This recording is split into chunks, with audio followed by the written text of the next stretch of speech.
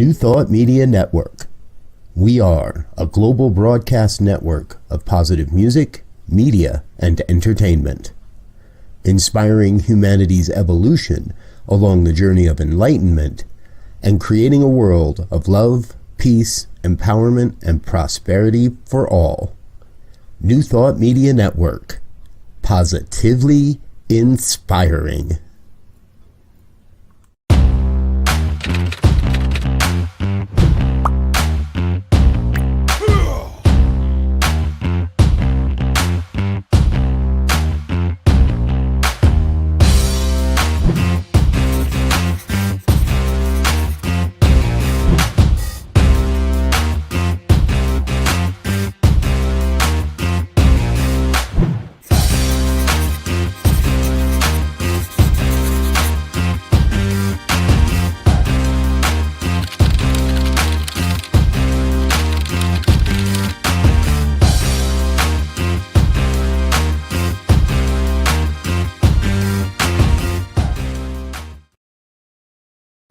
Oh, good morning, everyone.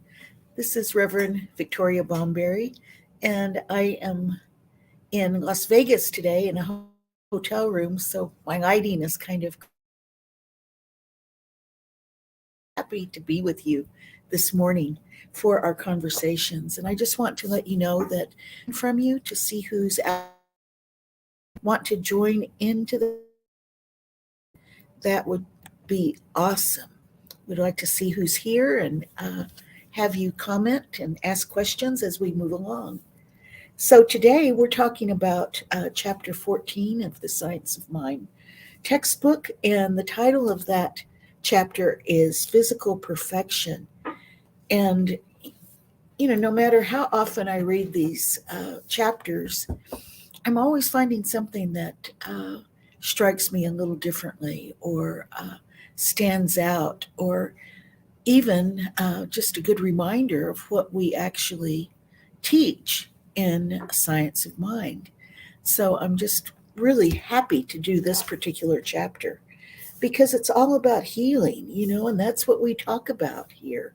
And that's how we were founded, on these principles of healing. And we believe that we have the ability to heal through the power of the one mind and bringing ourselves into that alignment of the one mind. So it's just a joy to go over this chapter with you this morning. And I'm just going to start out by reading the first paragraph.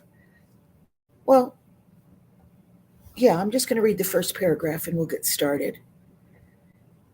There's no question that people throughout the years have been healed through prayer and faith, that they have mentally contacted a healing law in the spiritual universe of law and order.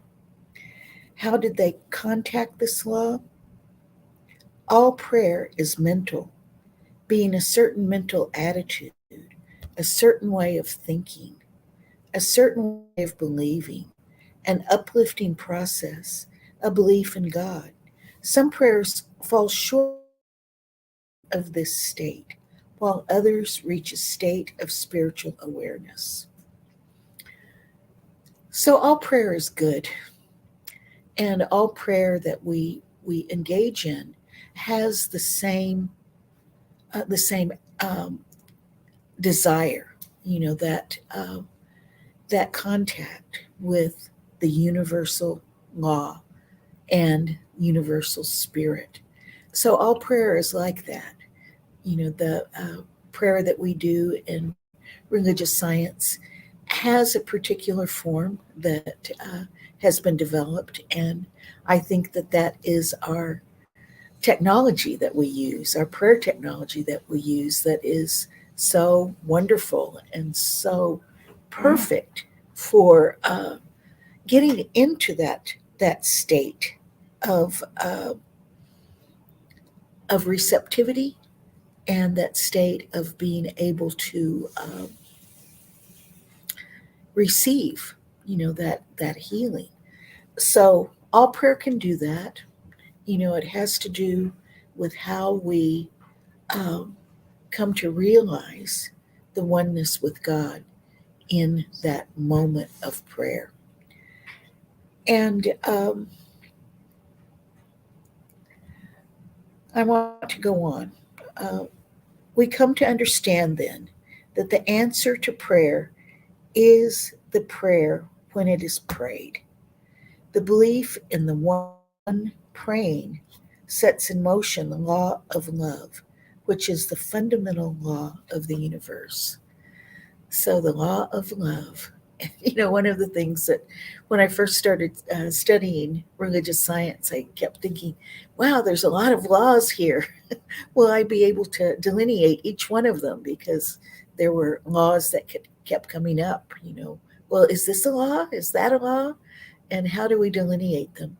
But this is the fundamental law of the universe is love, and we know that love is the most powerful uh, force in all of the universe. So working together, the laws of the universe, working together with love, can make a huge difference for all of us, and it is absolutely incredible to be able to contact this and be a part of it. And I'm going to say hello to Shay Michelle Davis, and who is joining us from Colorado, and to Wayne. Good morning. And oh, from Calgary. I didn't know that, Wayne. That's wonderful. And from Stafford. That is wonderful. And that's Fiona. Fiona Stafford. Okay. Thank you so much for joining us, and I hope you'll join this conversation as we move along. So, as Ernest Holmes sets this forth, he lets us know that our life, human life, or humanity's life, in reality is spiritual and mental. And until this thought be healed, no form of cure will be permanent. So, we're not just these physical bodies, we have the mental and the spiritual that make up our existence in this form. And until we can heal all of those, no no condition can be completely healed forever, right? And we believe that any condition can be healed. And there are some caveats in this. At times, Ernest Holmes will say that sometimes the damage has been so great to the physical form that the healing becomes a different kind of healing. It becomes one of a mental and spiritual healing. And we accept that as a healing, a very profound healing as well. And he goes on to say, we understand that health is a mental as well as a physical state, and we seek to heal each human being's mentalities, knowing that the degree to which we are successful, we shall also be healing their bodies. And this is an interesting point, because when Ernest Holmes was writing this, there was not a real um, um, in the Western world, there wasn't a connection between mind and body. The whole idea of that split, that duality, and the separation between mind and body was so ingrained by that time. And that's something that took probably a few thousand years, well, let's say a couple of thousand years, where that split occurred. And over that time, there's been this accretion of that very strong belief of the separation of mind and body in the West. There's other cultures in the world that did not have that same sort of split in this type of healing is prominent. It's not. It doesn't seem like it's out of the ordinary. Although some of the beliefs may have some, well, let's say some inaccuracies in the way that they are talked about or practiced. And, all of this is a part of our human evolution and our human understanding of the healing process and the necessity of working with all those parts of that make up who we are. So this is just to point out that this has been a basis of healing for many years, and it kind of fell off in different kinds of philosophical discussions in the West that made that separation between the human, the body, spirit and body. There was an idea that the spiritual was the only goodness, and in Christianity, the idea that goodness came after this physical existence, that this physical existence was somehow imperfect, was fundamentally flawed from the beginning, and yet that's not what we believe. We know that creation was, well, in our philosophy, we know that creation was perfection, and what is the result of our misunderstanding of that perfection are the kinds of things that we find in our lives at this point. So we can look at all kinds of things. We can start with sickness, injury, death. All of those things. They're a part of this life. However, if we are aligned with spirit, we can overcome any of those challenges. And if you think about our bodies, sometimes I'm just so amazed uh, about how our bodies are able to heal just on their own. They do that, right? They actually can correct so many kinds of situations that we have. Um, I like to sew, so I have a self-healing cutting mat. And, if you cut it, it just closes up again. So when you're cutting any kind of fabric, it just closes up again. And I started thinking, oh, it's self-healing, just like we're self-healing. We may cut ourselves, and if we decided that we would do a time lapse of it, it would look like the healing is almost instantaneous. It takes place over a period of time, but that healing, our bodies do it on their own. And we've learned some techniques that will, physical techniques that will help with that healing. We can clean a wound. We've learned that cleaning a wound uh, accelerates healing, keeps any kind of infection from coming in. And we know how to dress a wound when needed. We know when to apply air to the wound because that is what it needs to heal.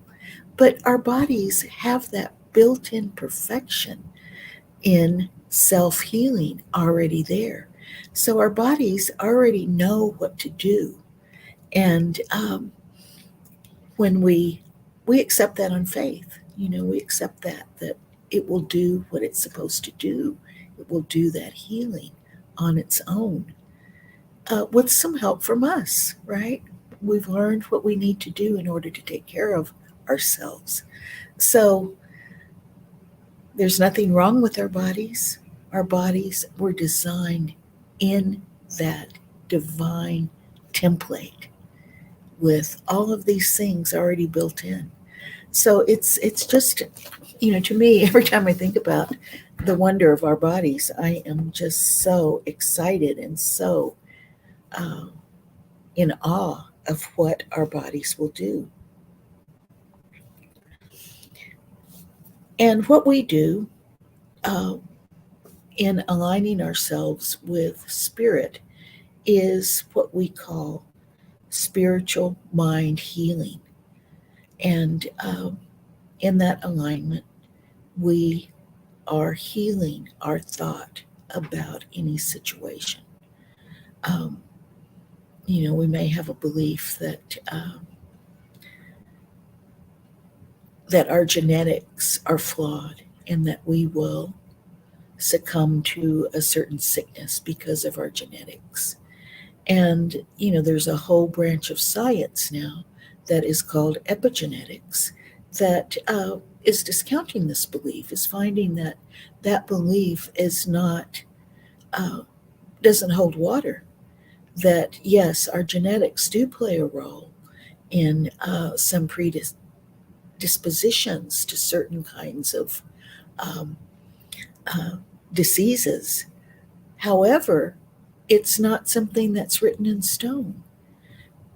Some things get turned on, and they get turned on, some genes get turned on, and it appears that they are turned on by our attitude and ideas about certain things.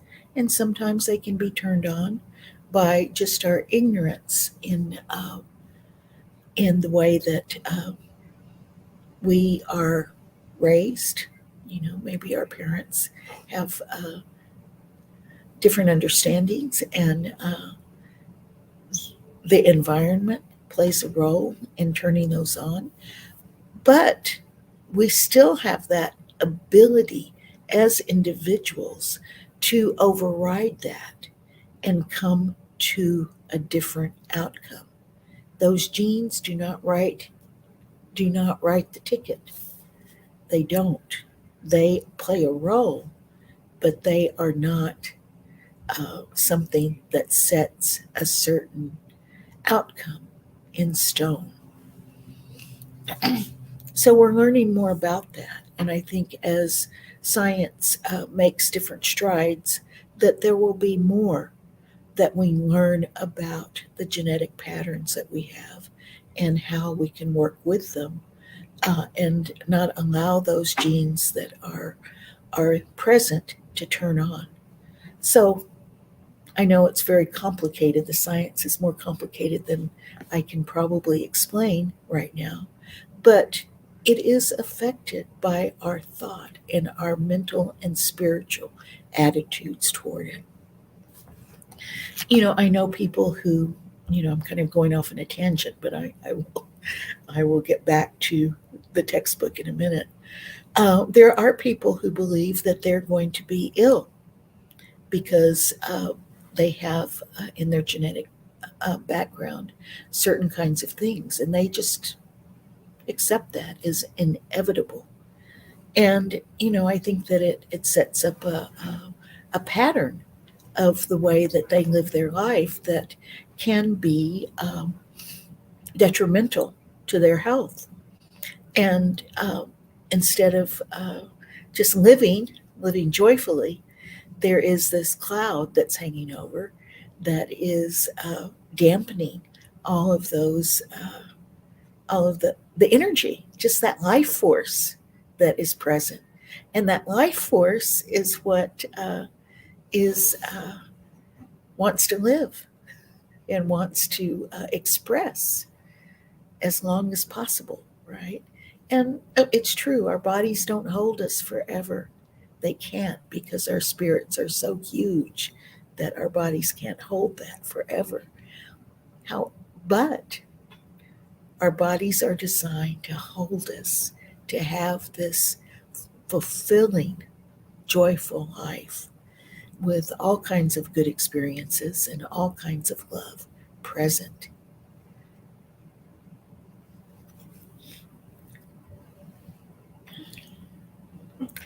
So He goes on to say, humanity will deliver itself from sickness and trouble in exact proportion to his discovery of itself and its true relationship to the whole. Law is law, wherever we find it, and we shall discover that the law of mind and spirit must be understood if they are to be consciously used for definite purposes. The spirit knows, and the law obeys. Hidden away in the inner nature real of the real human is the law of its life. And when I read the textbook, I do um, correct. Well, I do use the common usage that we do now, and sometimes I may misread it in terms of the exact words on the page. But I do want us to be up to date in the way that we use, we refer to humanity, rather than those older forms that were used during when Ernest Holmes was writing and speaking. So the spirit knows and the law obeys. And that is the thing that we need to hold on to. Spirit knows and the law obeys.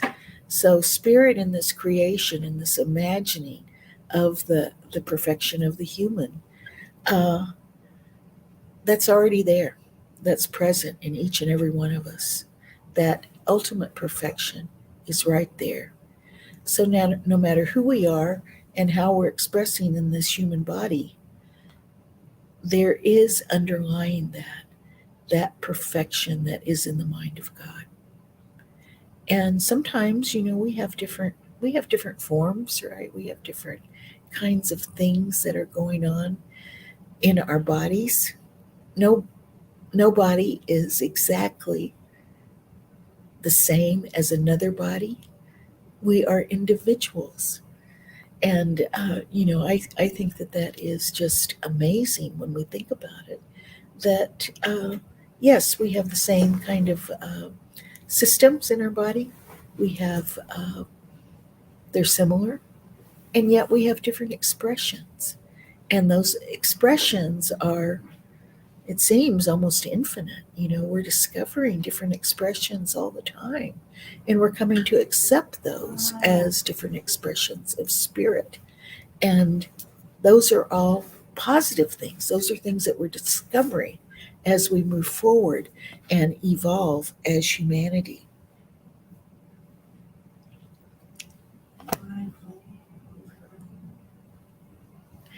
I'm trying to read the messages in the chat too, uh, to make sure that we have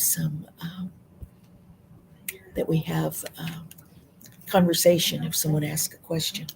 And I know that Robert will put those questions up as well. So I'll continue.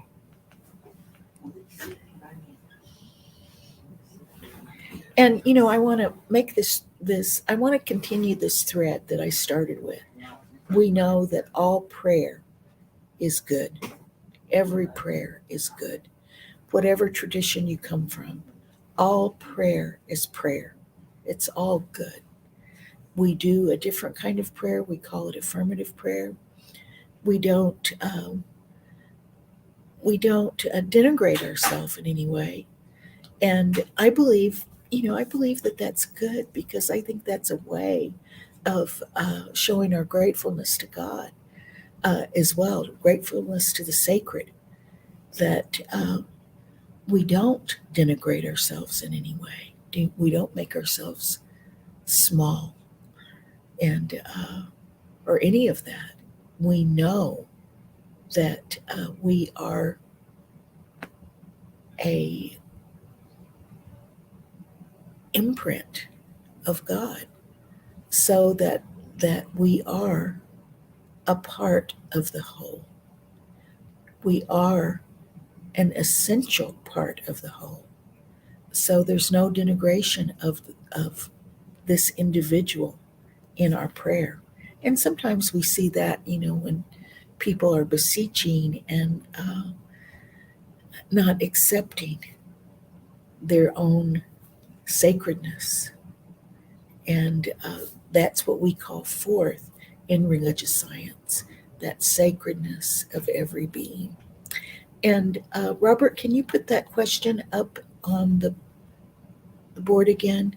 What's the best practice for waiting for physical healing? Oh, that's a very good question. What is the best practice for waiting for physical healing? Uh, well, I think that it is patience, right? Um, just like I said, if we have a wound, um, and we were able to, well, we could, if we wanted to, do a time lapse of the healing of that wound. It could take a while for it to heal, and sometimes things will take a very long time to heal. And what do? We are patient with that healing. And I know for myself, sometimes it has been um, the healing has taken place over several years, and those practices, those spiritual practices that we have, serve us well. The prayer, just going within and recognizing our own perfection, our own sacredness, our connection with God.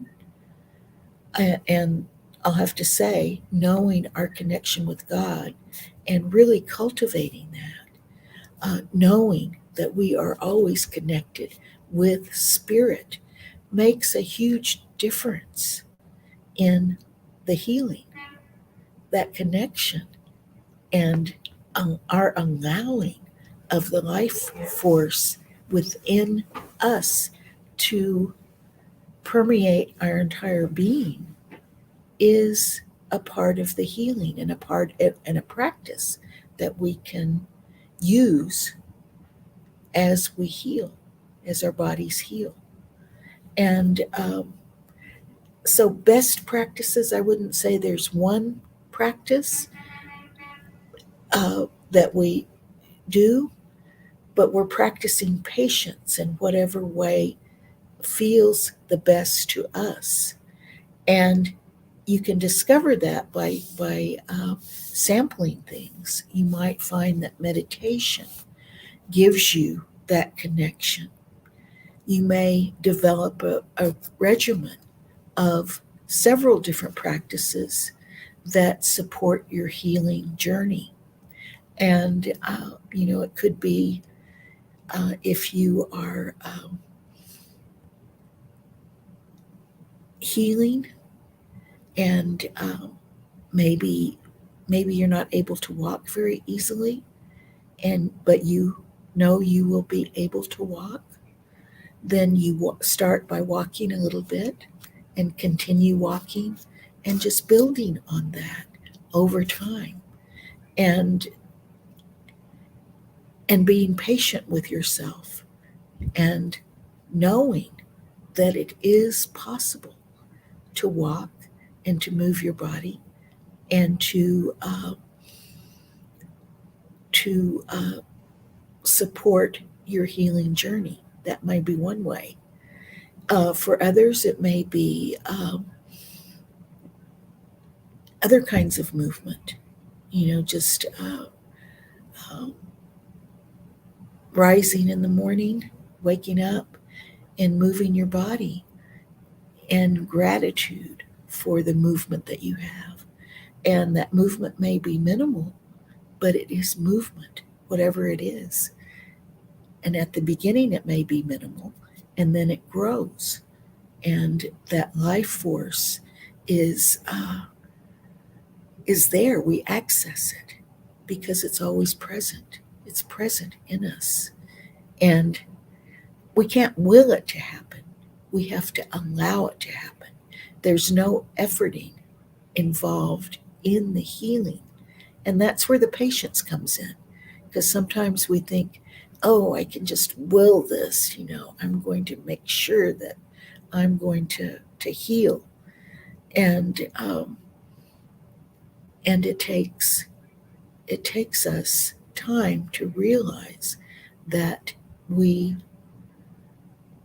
have to allow this process to work.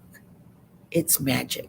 I want to call it magic because I believe it's magical uh, when we look at how bodies heal and miraculous. There's so many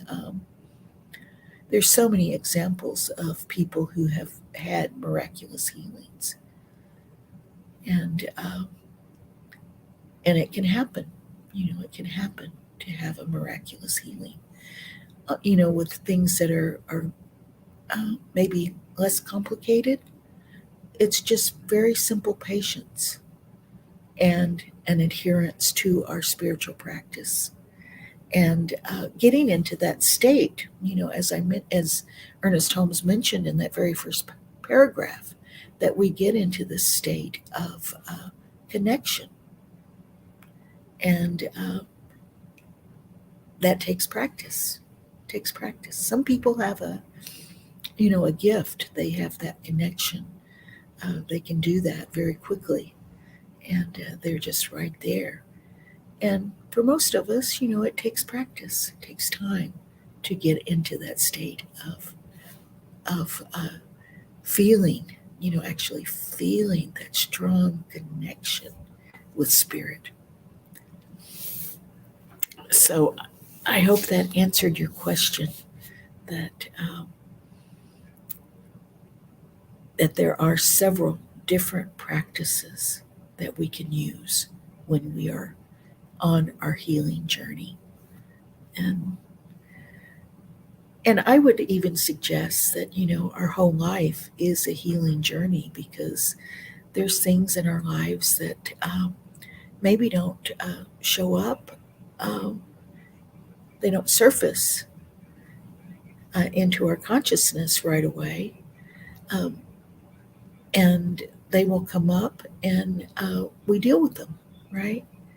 And we look at what is the false belief present that is causing us this discomfort and this disease. What is that false belief? And it can range from a false belief that, well, I'll just use the genetics again. It could be that you have a false belief that your genetics are going to determine that you will have an early death, right? And then you live your life with that false belief. And there's so many examples of people who have had just tremendous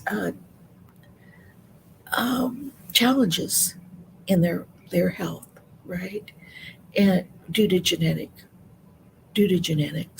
and yet they overcome the odds. Maybe they were only given maybe 20 years of life, and then they live much longer because they believe in life, and they enjoy the life that they have, and they live it to the fullest, and it just continues because that life force is so strong and so accepting of what is.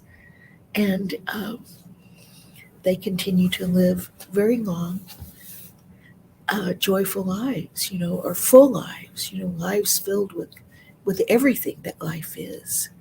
And to me, that is the true gratitude, that we go through life, and whatever happens um, in our lives, that we meet it, where right there we meet it, and we walk through it, no matter how difficult it might be. And we walk through it with faith and with an expectation that all life is good, that all of these things are working together for our good, because that is the divine mandate, that all things work together for good.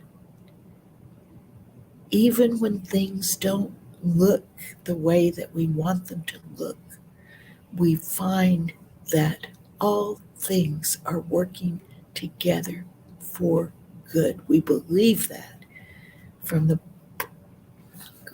very, every cell of our body, and from that spiritual part of us that tells us that demonstrates that in all kinds of ways. And it may be that in this we are called to take some sort of action if there's something that is going on that is creating, that is making the conditions right for certain things to occur in life. Then we take action. We step up to the plate and we work on alleviating that cause that has been set in motion. Because the very first cause, which is that spiritual cause, is all good. When we get down to our level, there's causes that are set in motion that are put into motion as a result of our um, inability to see the entire picture, or our ignorance, or um, missing the mark, or, maybe human malice, whatever it might be. And, I think a big one is a belief in lack and limitation. That is a big one. If we look at what goes on in the world, there is such an abundance in our world. Um, it's incredible, the abundance that is present. And, it's our job to take care of everything, to make sure that that abundance is fairly distributed. And, oh, yeah, that things are fairly distributed, that things are well taken care of and stewarded. That we take care of the land, we take care of the oceans, we take care of the forests, we take care of all these incredible resources that are a part of our shared humanity and the shared life on Earth. That we think about the whole picture, that we don't just think about a very narrow band of life, that we think of the whole, and we recognize that every part of this whole has a purpose and a reason for existing. And we accept that, and we know it, and we take care of it. And, when we're aligning with that goodness, there's everything that is needed in this world for everyone, and every being. It's all present. It's all available. It's right there. So all of these things are working together for good, and it is our responsibility. And we're big in religious science on personal responsibility. Every individual is responsible for coming into awareness as much as possible in this life. And we also believe that, as we move through this life, and when we make our transitions, we go on. There is this eternality of life, and we go on, and we bring this spiritual awareness with us into our next expression. So personal responsibility is big, because we are personally responsible for bringing our spiritual awareness to the fore in our next life as well. And, this time goes by so fast when we get talking about all of these incredible things. But I want to just make this point, that when we are treating as practitioners and ministers, because ministers are always practitioners first and foremost, when we are treating with that feeling in us of the inherent perfection of creation, perfect humanity, perfect human, perfect divinity, perfect creation. And because we know this, and because we bring that into our treatment, we know it for ourselves first.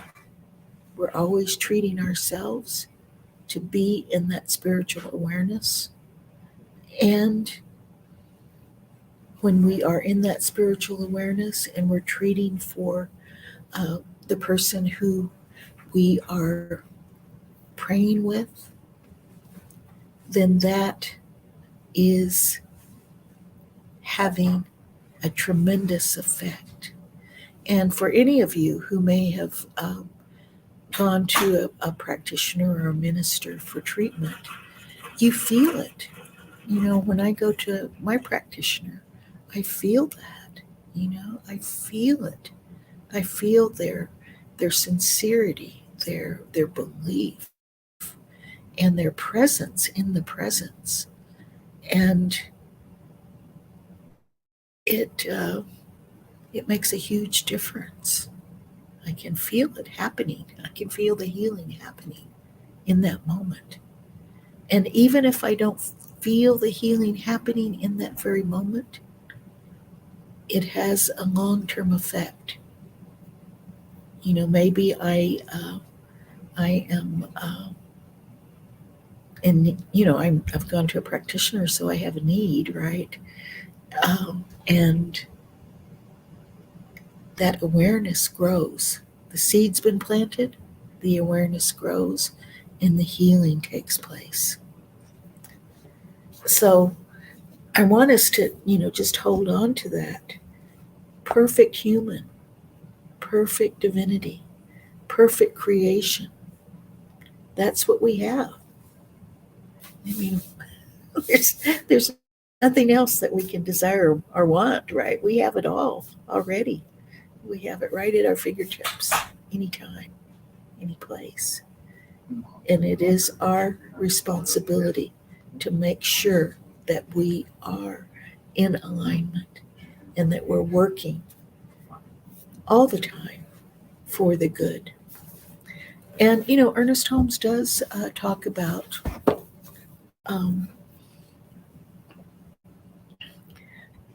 some people, or probably many people, who are only thinking of themselves, perhaps, and they end up harming others, harming the earth. So it's just this, walking through life asleep, doing this harm. And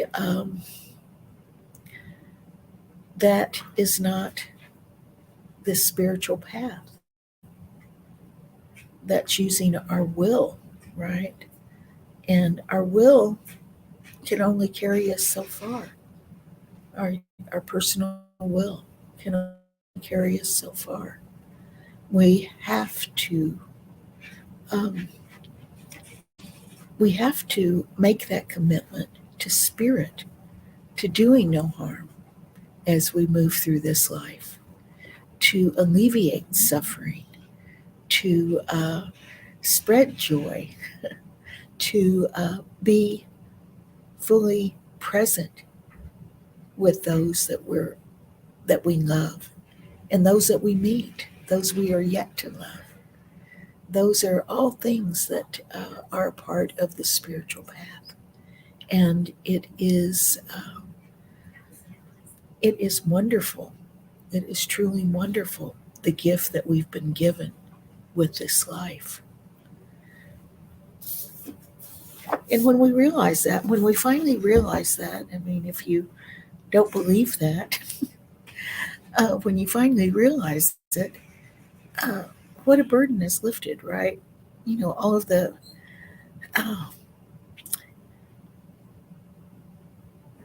the consciousness that has been built up over years. And Ernest Holmes uses the term race consciousness. I think that probably a term that people know more about is the collective unconscious. And I think that that's sort of, I think that that says it in a way that we can understand it better. Race consciousness has a different connotation for a lot of people, but what he means by that is race.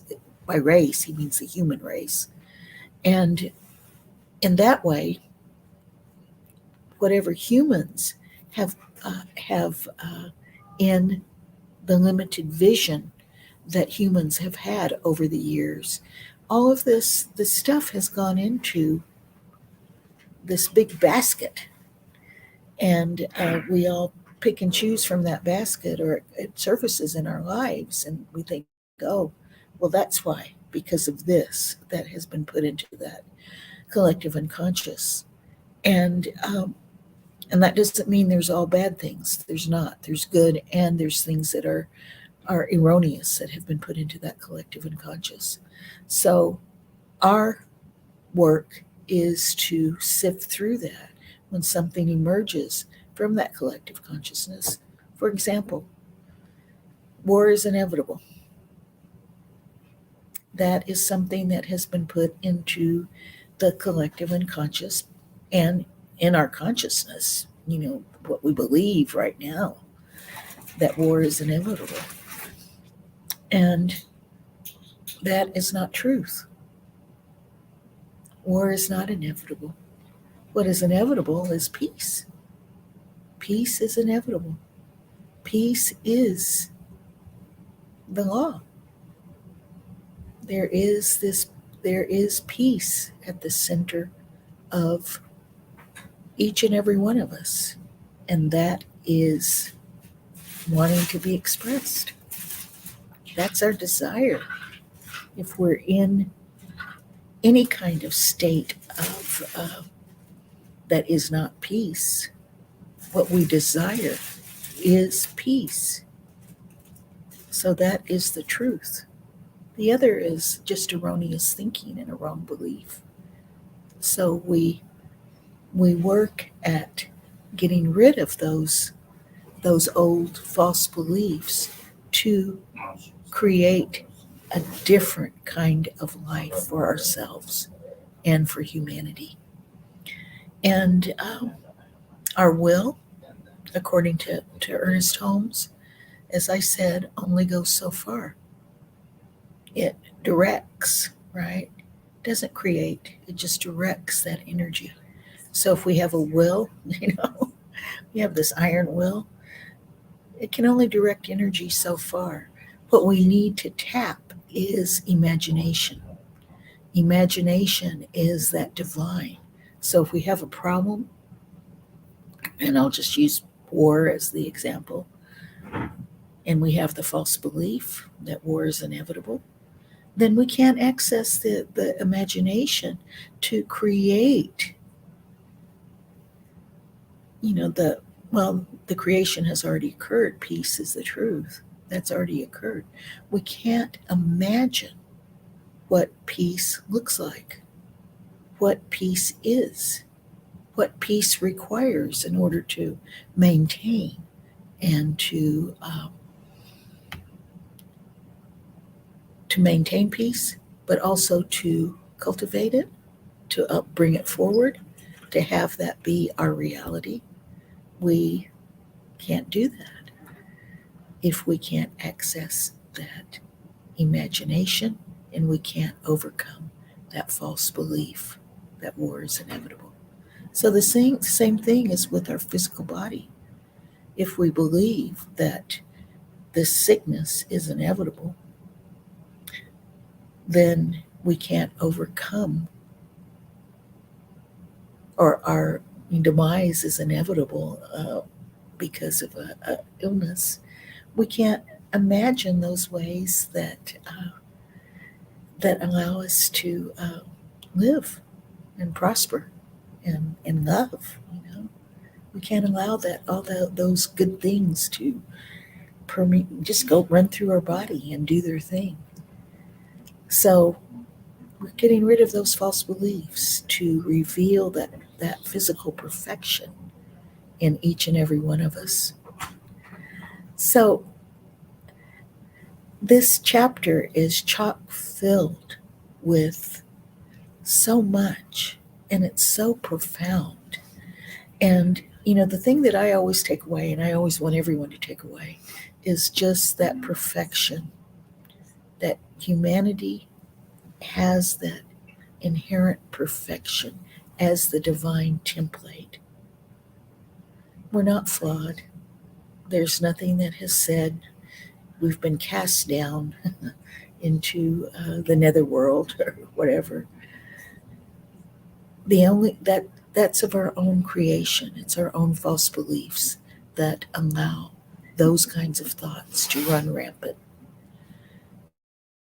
We heal the thought, that human thought, and we allow that divine thought to take hold and be our guide and our reality.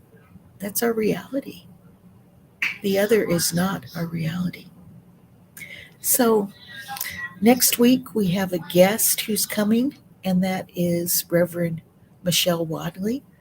And, we do have this rotating team, and it's wonderful. And we also have a guest who's coming in. And I know that it will be great. And she will talk in more detail about physical healing. And this will continue for the next 2 weeks. The next week will be Reverend Elzia Seku, who will continue this discussion. So bring your questions, get involved in this discussion, and be a part of it. We want to talk about these things. And I know that there's lots of questions that you might have, about how this works. And we would love to have you here to dive deeper into science of mind and the thought and how we're practicing it these days. Because it's been around for, this is the wisdom of the ages. Ernest Holmes did his best to bring forward these thoughts, to put it into the contemporary language of his time. And, our job right now is to put it in the contemporary language and build on what has already been revealed in religious science. So everyone have a wonderful week, and know that you are that divine perfection. You are that divine emanation of God. And because of that, you have this life of abundance and joy. So enjoy it. See you next time.